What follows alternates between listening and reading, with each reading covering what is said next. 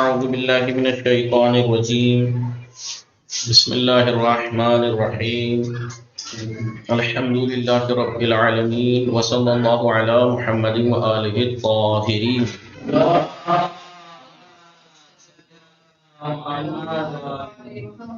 السلام علیکم ورحمۃ اللہ وبرکاتہ۔ خیریت سے آپ سب لوگ ٹھیک ہیں؟ غازی، جون، علی عباس، جوہر، طاہر، افنان، وسیم، آپ لوگ ٹھیک ہیں؟ الحمدللہ۔ آپ لوگ ٹھیک ہیں؟ عرشی، زہرا، طاہرہ بطول، صدف، فاطمہ، شفا بطول، سحر، آپ لوگ ٹھیک ہیں؟ الحمدللہ ٹھیک ہے۔ الحمدللہ، شکر۔ ہماری گفتگو چل رہی تھی کتاب آداب اسلامی 2 میں، کتاب آداب اسلامی 2 میں۔ وعلیکم السلام ورحمۃ اللہ۔ کتاب آداب اسلامی 2 میں آئیے، کس چیز کے بارے میں چل رہی تھی؟ سفر اور اس کے مقاصد، ریزنز اور اس کے فائدے، ٹھیک ہے۔ ہم یہاں پڑھ رہے تھے خداوند عالم کا ارشاد ہے بسم اللہ الرحمن الرحیم۔ سفر کے بارے میں خود خدا نے بھی کہا ہے۔ کیا بات چل رہی تھی سفر کے بارے میں؟ بولیے۔ سفر کے جائز مقاصد، کیا کیا مقصد ہو سکتے ہیں جائز سفر کے لیے؟ ایک تو علم و معرفت حاصل کرنے کے لیے، لیکن اور آپ جانتے ہیں علم و معرفت 2 طرح سے حاصل ہو سکتی ہے۔ جی پہلا کیا بتایا تھا انہوں نے؟ انسان اپنے زمین کے اوپر ان کے آثار میں غور و فکر کرے اور گزشتہ قوموں سے اور امتوں سے عبرت حاصل کرے، جی، یا پھر ایسے شہر کا رخ کرے جہاں عالم رہتے ہیں، زندگی گزارتے ہیں، مرکز علم ہے وہ شہر، وہاں علم حاصل کرنے کے لیے جائے، اس کی بھی تعریف، جیسا کہ خداوند عالم بھی یہ کہہ رہا ہے، ٹھیک ہے۔ چاہیے نیز اور کیا فرمایا؟ اولم یسیروا فی الارض، وہ زمین میں سیر کیوں نہیں کرتے؟ زمین میں سیر کیوں نہیں کی؟ انہوں نے زمین میں سیر کیوں نہیں کی؟ فینظروا، تاکہ وہ یہ دیکھتے۔ زمین میں سیر کیوں نہیں کی؟ تاکہ وہ یہ دیکھتے کیف کان عاقبۃ الذین کانوا من قبلہم، جی، الذین کانوا من قبلہم، وہ لوگ جو ان سے پہلے تھے ان کی عاقبت کیا ہوئی؟ ان کی عاقبت کیا ہوئی؟ کیوں وہ لوگ سے ہم سے کہہ رہا ہے، سب سے کہہ رہا ہے خدا، کیا کہ وہ زمین میں سیر کیوں نہیں کرتے؟ انہوں نے سیر کیوں نہیں کی؟ زمین میں کیوں نہیں گھومے؟ وہ دنیا میں جا کے کیوں نہیں گھومے؟ تاکہ وہ یہ دیکھتے کہ وہ جو لوگ امتیں ان سے پہلے تھے ان کا کیا ہوا، ان کی عاقبت کیا ہوئی؟ کانوہم اشد منہم قوۃ، یہ لوگ جو اپنے آپ کو طاقتور قوتور کہتے ہیں، کیوں سیر نہیں کی؟ جائیے، وہ آپ سے زیادہ طاقتور تھے، آپ سے پہلے والے لوگ قوت و طاقت کے حساب سے بہت طاقتور تھے، کیا ہوئی ان کی عاقبت؟ تاکہ تم دیکھ سکو، دیکھو ان کی جو تم سے زیادہ طاقتور تھے ان کی کیا عاقبت ہوئی، تو تم پھر کیوں عبرت حاصل نہیں کرتے؟ تم کیا باقی رہ جاؤ گے جب تم سے طاقتور نہ رہے؟ جی، وَأَثَارُوا فِي الْأَرْضِ، وہ زمین میں مالک تھے، بہت سی چیزوں کے وہ مالک تھے، طاقتور تھے تم ان سے زیادہ، لیکن پھر کیا ہوا؟ فَأَخَذَهُمُ اللَّهُ بِذُنُوبِهِمْ، خداوند عالم نے ان کے گناہوں کی وجہ سے ان کی گرفت لے لی، کہتے ہیں نا گرفت میں آ گئے، گناہوں کی گرفت میں، جی، گرفت، وَمَا كَانَ لَهُم مِّنَ اللَّهِ مِن وَاقٍ، پھر اللہ کے علاوہ اللہ سے ان کا، اللہ کے مقابلے میں ان کا کوئی بچانے والا ہی نہیں تھا، کوئی بچانے والا ہی نہیں تھا۔ سمجھ میں آیا؟ تو خدا کیا کہہ رہے ہیں؟ سیر کرو، علم حاصل کرنا ہے 2 طرح سے حاصل کر سکتے ہیں، آپ مدرسوں میں جائیے، جی، علماء کے پاس جائیے تاکہ ان سے سیکھیں، یا پھر آپ زمین میں سیر کر کے آپ دیکھیے پرانی امتوں کو کیا ہوا، ان قوموں کو، ان امتوں کے حادثات پہ دیکھیے، ان کے آثار دیکھیے، ان کی میوزیم میں جائیے، یہ دیکھیے کہ کیا ہوا ان امتوں کا، ان بڑے بڑے طاقتور لوگ، ایسے ایسے طاقتور لوگ تھے، میں نے بتایا تھا، جائیے لال قلعے میں دیکھیے، بابر کی تلوار 8 کلو کی تھی، آپ سوچئے جنگوں میں تلوار بجلی کی سپیڈ سے چلائی جاتی ہے، تو 8 کلو کی تلوار آپ ہمیں تو یہ اٹھانے میں تھوڑا لگے گا تو ہم چلا کے لیں گے، تو سوچئے وہ کتنا طاقتور رہا ہوگا کہ بجلی کی سپیڈ سے چلاتا ہوگا، اس کی کلائیاں کتنی مضبوط ہوں گی، کتنا طاقتور تھا، حکومت بھی تھی، سب کچھ تھا، کہاں ہے آج وہ؟ اس کی عاقبت کیا ہوئی؟ تو سیر کیوں نہیں کرتے یہ لوگ؟ جائیے دیکھیے ان کا عاقبت کیا ہوئی، بڑے طاقتور لوگوں، جی، وعلیکم السلام گلشن زہرا، لطیف فاطمہ لیٹ جی، شفا اور تسنیم میم. چلیے آئیے جی جی. تو کیا ہوا ان کو دیکھیے، پرانے لوگوں کو نصیحت حاصل کیجئے، عبرت حاصل کیجئے کہ ان کے ساتھ کیا ہوا، اور جب وہ نہ رہے تو پھر اپنے آپ کو سدھارو. سمجھ میں آ رہا ہے؟ ٹوپی کا آئیے مذکورہ آیات میں جو اوپر ذکر ہوئی آیات، اس میں دوسری آیتوں کی طرح بھی سفر اور سیر و سیاحت کے دو مقصد بیان کیے. سیر اور سفر کے دو مقصد. نمبر ایک عالم طبیعت یعنی نیچر. طبیعت یعنی اس نیچر میں یہی پہاڑوں کو، دریاؤں کو، سمندروں کو، اس کو دیکھیے، نیچر میں غور و فکر کر کے، اور کائنات میں پھیلی ہوئی اللہ کی بے شمار نعمت نشانیوں کا مشاہدہ دیکھو انہیں، جو خالق کی عظمت اور بندوں پر اس کی رحمت کا پتہ دیتی ہے، رافت و رحمت کا، کہ بندوں پہ وہ کتنا رحیم ہے، کتنا رحم کرتا ہے، کتنی چیزیں اس نے خلق کی. یہ اگر پہاڑ نہ ہوتے، پہاڑوں کو زمینوں کی اوتاد کہا گیا ہے نا، اوتاد وطن کی جمع کیل کو کہتے ہیں نا. کیل کیا کام کرتی ہے؟ یہ بورڈ کہتے رکھا ہوا ہے، کیل نے روک رکھا ہے نا، کیل ہٹ جائے رک جائے گا، گر جائے گا. یہ پہاڑ اگر نہ ہوتے تو زمین ٹھہر تھوڑی ہو جاتی، زمین ٹھہری بھی تھوڑی ہوتی، یہ یوں ہوتی ہے کر کے تو کوئی بھی رہ نہیں سکتا تھا اس پہ. یہ زمین پہ ٹھکی ہوئی کیلیں ہیں جنہوں نے، پہاڑوں نے زمین کو روک رکھا ہے. اب لوگ کہتے ہیں کہ یہ پہاڑ آئے دن جگہ جگہ اتنے تباہ کن زلزلے کیوں آ رہے ہیں؟ بھائی پہاڑ توڑ کے جب تم روڈ بنا دو گے کیا ہوگا جی؟ ہلو، پھر کہیں گے کہ اللہ نے کر دیا. وہ اللہ کیوں کر دیا؟ اللہ نے تو اس کی کیلیں بنائی تھی، ٹھوک کے رکھا تھا زمین کو. جی آپ نے جو ہے زمین بیابان روڈ کے روڈ بنا دیے، میدان کے میدان بنا دیے پہاڑ توڑ توڑ کے. تو پہلا تو اللہ کی نشانیوں کو دیکھیے، مشاہدہ کیجئے، جائیے نیچر میں سیر کیجئے، غور و فکر کیجئے، کائنات میں پھیلی ہوئی اللہ کی نعمتوں کے بارے میں غور و فکر کیجئے. دیکھیے اللہ نے جو کیڑے مکوڑے بنائے ہیں یہ کیا کرتے ہیں، کیوں خلق کیے، کیا کام ہے ان کا. جی آپ نے پڑھا ہوگا اصول عقائد میں کیڑے مکوڑوں کے بارے میں. ہم سوچتے ہیں بیکار ہیں، ہم سوچتے ہیں بقول اس میں اصول عقائد میں دے رکھا ہے کہ اگر یہ کیڑے مکوڑے بھونرے نہ ہوتے تو آج پھلوں کی ٹوکریاں خالی ہوتی ہماری، ہمارے پاس پھل تھوڑے ہی ہوتے. جی کیڑے مکوڑے، جی ہماری پھلوں کی کہیں پہ ہمیں پھل نہ ملتے. آئیے تو یہ نہ سبزیاں ملتی، کیا ملتا، کچھ بھی نہیں، کیونکہ یہ پیڑ پودوں، کیڑے مکوڑوں کا بہت کام ہے، بہت کام ہے. آپ اس میں اصول عقائد میں دیکھیے، مطالعہ کیجئے تو پتہ لگے گا. پھر آپ غور و فکر کیجئے کہ اتنی سمجھ ان کیڑوں کو، اتنے چھوٹے چھوٹے کیڑوں کو اتنی سمجھ کس نے دے دی کہ انہیں پتا ہے کہ مجھے کیا کرنا ہے. اتنا شعور کس نے دے دیا؟ اور جتنا اتنی باریک چیز میں جس نے اتنا شعور دیا ہے جس کو ہم سمجھ بھی نہیں سک رہے، وہ جس نے شعور دیا وہ کتنا علم و قدرت کا مالک ہوگا. آج دنیا سب سے زیادہ طاقتور اپنے آپ کو لوگ یہ سمجھ رہے ہیں کہ ہم نے ایٹم سے بم بنا دیا. اور ایٹم بتایا تھا پانی کے ایک قطرے میں کتنے ایٹم ہوتے ہیں، 300 اتنے. تو وہ جتنے اتنے پروٹون جو ہوتے ہیں وہ خلق کی ہیں. وہ پروٹون یہ جس بم سے ہیروشیما جاپان کے 2 شہروں پہ گرایا تھا نا امریکہ نے تاناشاہی میں، ایک میں 1 لاکھ لوگ مارے گئے تھے، تباہی مچی تھی، اور کتنے زخمی ہوئے تھے، ایک میں 40 سے زیادہ ہزار لوگ مارے گئے تھے. ایٹم بم گرایا تھا. وہ ایٹم جن سے بنا ہے وہ ایٹم فضاؤں میں ایسے پھر رہے ہیں، ہمیں نہیں دکھ رہے. اس کو دیکھنے کے لیے بھی بڑی بڑی مشین پرو چاہیے جنہیں ہم یہ ہماری فضاؤں میں پھر رہے ہیں. انہیں ہم اور آدمی نے اس کو تھوڑا سا کنٹرول کر کے بم بنا دیا، کتنی تباہی مچا دی. کون ہے وہ طاقت جس نے اس طاقتوں کو جو ہے ہمارے سامنے کنٹرول کر کے رکھا ہے؟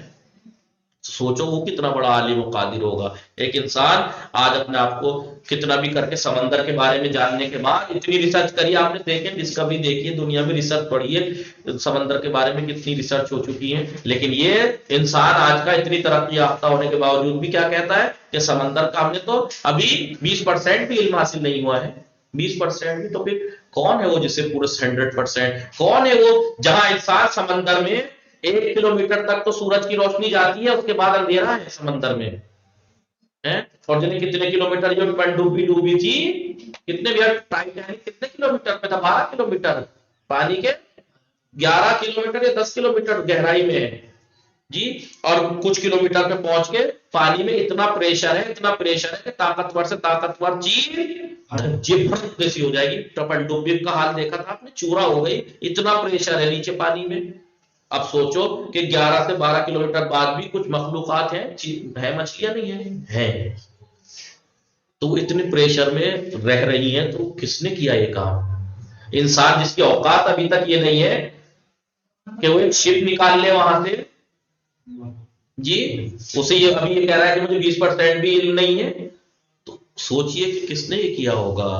کیا یہ کوئی انسان یا عام ذات ہو سکتی ہے اسے خلق کرنے والی؟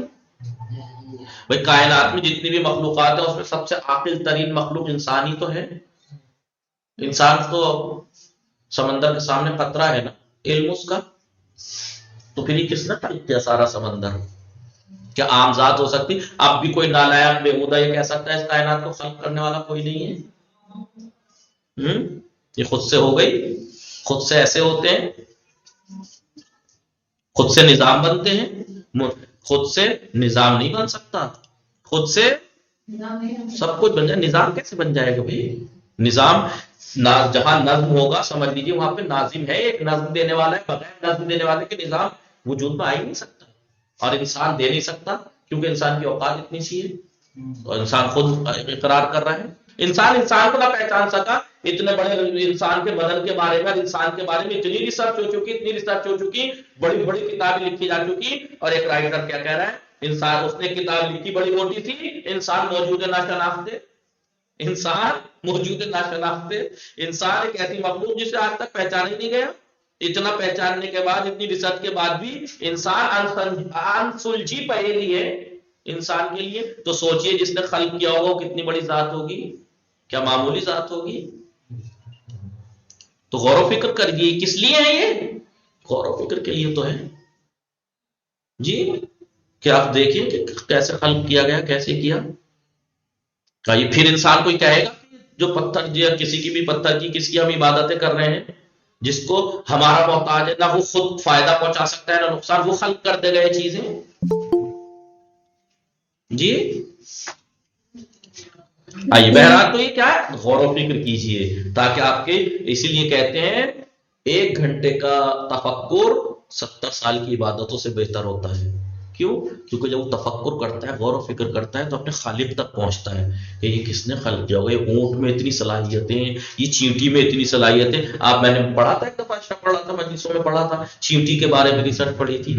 چینٹی یہ جو موبائل کے اندر جو یہ وائی فائی کنیکشن ہے، یہ نیٹ ورک کا، یہ چینٹی کو دیکھ کے بنا ہے، چینٹی کے اندر پایا جاتا ہے. چینٹی جس راستے سے جاتی ہے اسی راستے سے آتی ہے، آپ اس کے بیچ میں چینٹی کی بھی لائن چلتی ہے، آپ بیچ میں لائن کھینچ دیجیے، بھٹک جائیں گی چینٹیاں.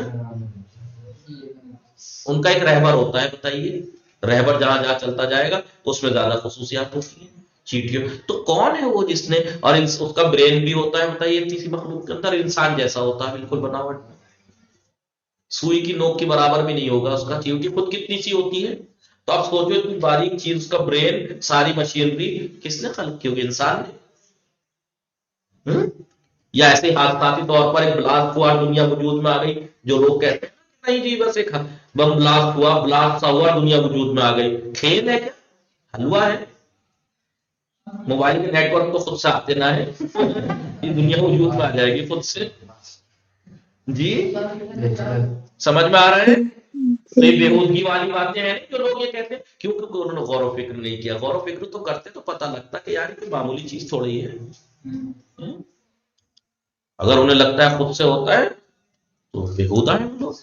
دوسرا کیا، ان آیتوں سے کیا پتہ لگ رہا ہے؟ گزشتہ امتوں اور اقوام، قومیں، ان کے آثار کو دیکھیے، جو باقی چیزیں ان کی رہ گئی ہیں، اور ان کے بادشاہوں کے ذریعے تعمیر کیے گئے قلعے دیکھیے، جائیے گھومیے، دیکھیے قلعوں کو، پرانے کیسے کیسے قلعے، محلات، محلے، یا یہ کیا ہے، کھنڈرات کو دیدہ عبرت سے دیکھیے، عبرت کی نگاہ سے دیکھیے، اور پھر اس کو دیکھ کر گزشتہ تاریخ سے سبق اور نصیحت حاصل کرنا چاہیے، اور جادہ حق و صراط مستقیم، صحیح راستہ تلاش کرنا چاہیے.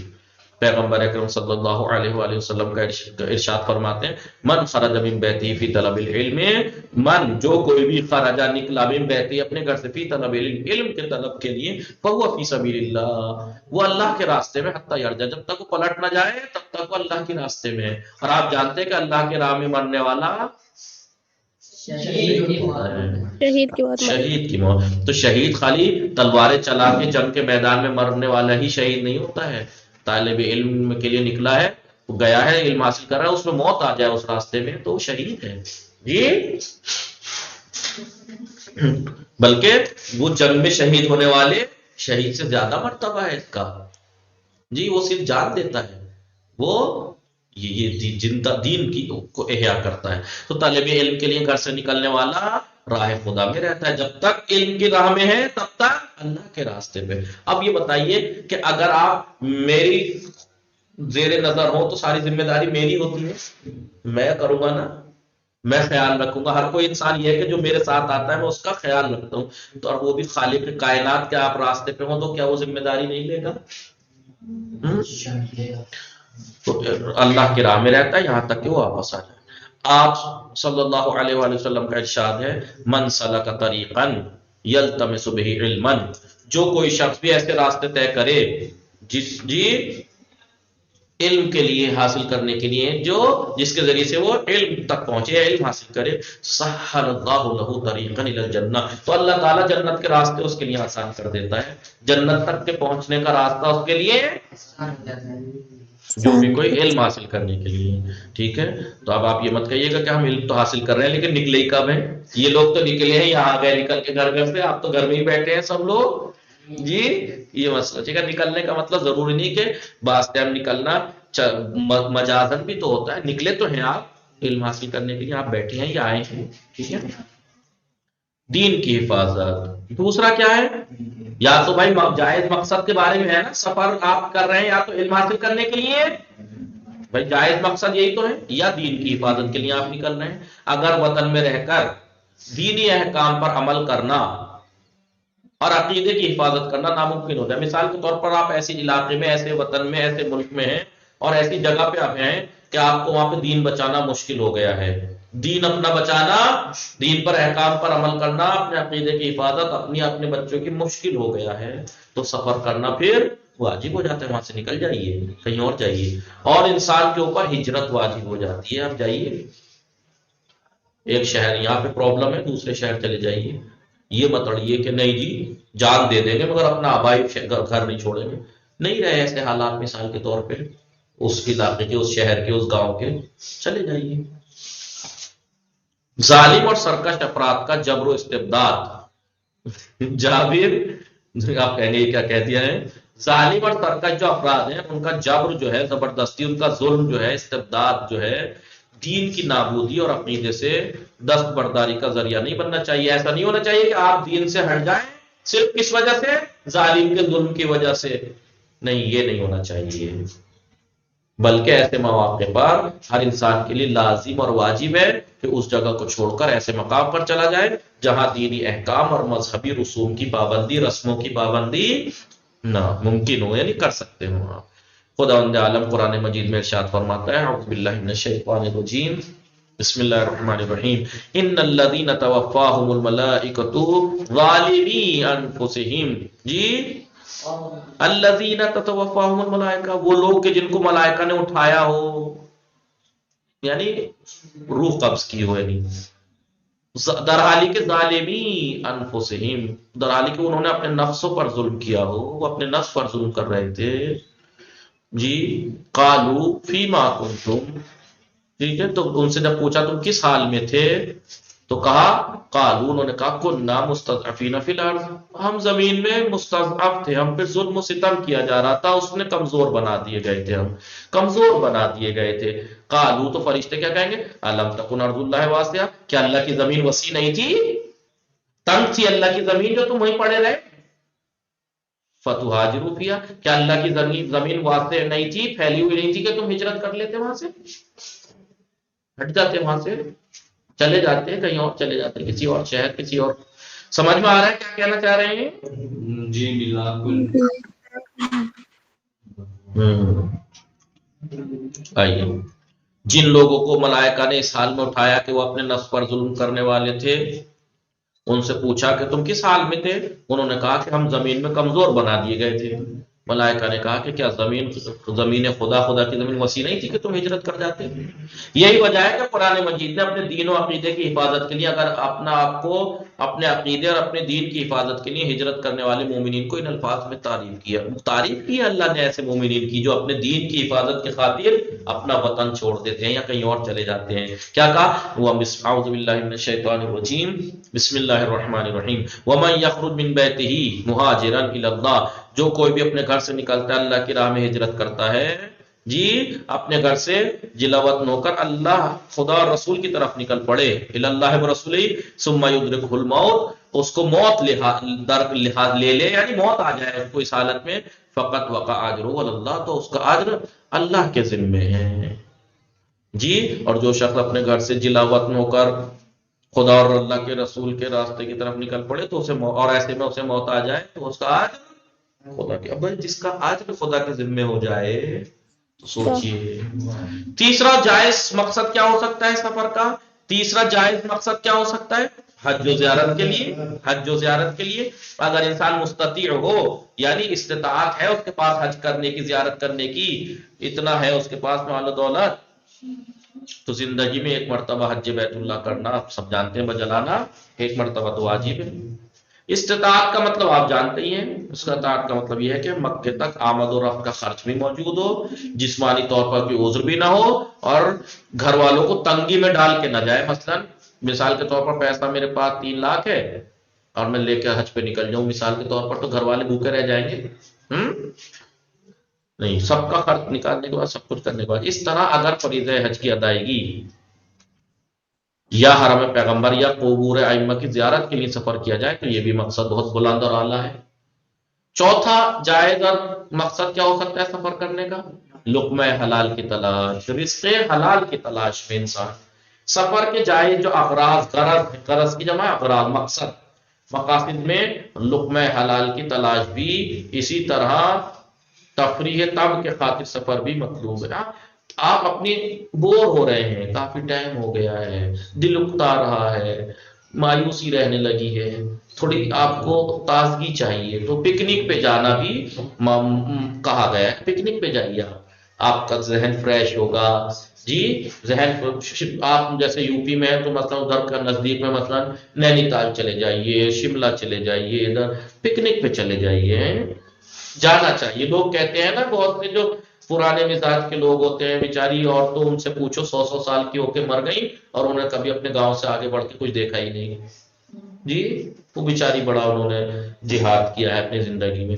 نہیں، یہ بیوی کو، بچوں کو، بہنوں کو، بھائیوں کو، ماں باپ کو کہیں لے جانا، یہ نہ سوچے کوئی کہ دین سے نہیں ہے۔ ہوتے ہیں نا بہت سے جو زیادہ ہی سب کام کریں گے لیکن ایسی باتوں کا دین میں کہاں ہے، دین میں کہاں ہے، کیا دین میں کیا ہے، دین میں ہے، یہ دیکھ رہے ہیں آپ، یہ دین میں ہے یہ، لیکن وہ کام جو وہاں جا کے پکنک پہ جا کے کیے جاتے ہیں وہ دین میں نہیں ہے۔ مثلا بے پردگی، وہ جو اپنے وطن میں باقاعدہ محجبہ رہتی ہیں، پردے میں رہتی ہیں، پھر ان کی جگہ برف باری میں ذرا ان کے فوٹو دیکھیے، پھر وہ فیس بک پہ بھی ڈلیں گے، مائی ہسبینڈ مائی لائف، وہ دین میں نہیں ہے، ٹھیک ہے، وہ دین میں نہیں ہے، لیکن پکنک دین میں ہے، ٹھیک ہے۔ اپنی یعنی اپنی طبیعت کو تفریح کے لیے، یعنی سکون دینے کے لیے سفر کرنا، یہ بھی صحیح ہے، ٹھیک ہے، بے شرط، لیکن شرط یہ ہے کہ انسان حرام میں مبتلا نہ ہو۔ امام جعفر صادق علیہ السلام سے منقول ہے، مکتوب فی حکمت آل داود، جی آل داود کی حکمت میں جو حکمت والی باتیں، اس میں یہ تحریر ہے، کیا لکھا ہے؟ لا یذعن الرجل الا فی ثلاث، 3 جو ہے وہ 3 چیزوں کاموں کے علاوہ انسان سفر الا فی ثلاث، 3 چیزوں ہی کے لیے سفر کرے، جی 3 چیزوں کے لیے، ان کے علاوہ سفر نہ کرے۔ مثلا زاد لمعاد، آخرت کے لیے، سامان اکٹھا کرنے کے لیے، زاد آخرت، یا مرمت لمعاش، یا غیر مرمت لمعاش اور لذت فی غیر حرام، کسب معاش، مرمت یا تو معاش حاصل کرنے کے لیے، گھر والوں کے لیے، کمائی کے لیے، تیسرا لذت فی غیر محرم، غیر حرام لذتیں، لذت لینے جائیے پکنک پہ سفر پہ لیکن حرام نہ ہو، ٹھیک ہے، انجوائے جسے کہتے ہیں لیکن حرام نہ ہو، کیا بولتے ہیں، حرام نہ ہو، سمجھ میں آیا آپ لوگوں کو؟ تو پکنک ہونا چاہیے، چاہے بھائی نہیں دور جانے کی حیثیت ہے تو آس پاس شہر میں گاؤں میں ہی چلے جاؤ، جنگلوں میں گھماؤ، تھوڑا سا ہریالی دکھے گی، ذہن فریش ملے ہوگا، ہے نہیں؟ یہ ہمارے ہندوستانی پاکستانی جو لڑکیاں ہیں، لیڈیز ہیں، بیچاری بہت ہمت کی ہوتی ہے، واقعی اللہ انہیں اس کا اجر ضرور دے گا، بیچاری پوری پوری عمر گزار دیتی ہیں ایک ہی جگہ پہ، کبھی نہیں شکوا کرتی ہیں، کبھی کرتے بھی ہیں تو ارے بڑے گھومنے کی چڑھائی ایسی ایسی سننے کو مل جاتے ہیں تانے، نہیں دیکھیے اچھی گھومنا چاہیے، جانا چاہیے، ٹھیک ہے، آتے زمانوں میں ایک چیز یہ تو اچھی ہے، ہر چیز بگڑ رہی ہے لیکن ایک یہ چیز اچھی ہے کہ پکنک پہ لوگ جانے لگے ہیں، لے جانے لگے ہیں، اچھی بات ہے، لیکن حرام میں نہ پڑے، کبھی وہی پھر میں جملہ کہوں گا، پھر ایسا نہ ہو کہ حجاب کا کچھ پتہ نہیں ہے، لباس بھی بڑا عجیب نامناسب سا، اور ہسبینڈ کے ساتھ مائی ہسبینڈ کر کے آپ کبھی فوٹو ڈالنا شروع کر دیں، ٹھیک ہے، ایسا یہ نہیں ہونا چاہیے، یہ غلط ہے، پھر فیس بک کی زینت بن جائیں گے وہ فوٹو، پھر وہ کرتے ہیں کیا، my wife is my life, ٹھیک ہے، اب سفر کے فائدے دیکھیے، سفر کے فائدے کل دیکھیں گے انشاءاللہ کیونکہ وقت تمام ہو گیا، وصلی اللہ علی محمد وآلہ الطاہرین، اللہم صلی علی محمد وآل محمد محمد